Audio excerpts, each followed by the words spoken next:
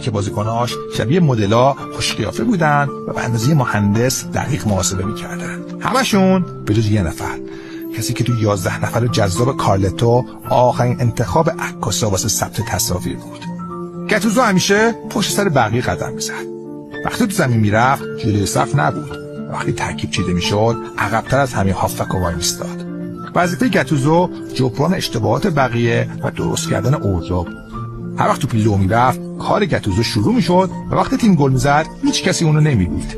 میلان میبرد چون پشت سر همه مدل‌ها و مهندسای نابغه‌اش یه جنگجو از دروازه مراقبت میکرد. اونقدر که همه مهاجما میدونستن هر وقت بخوام به سمت دروازه میلان حرکت کنن یا نمیرسن یا حداقل سالم نمیرسن.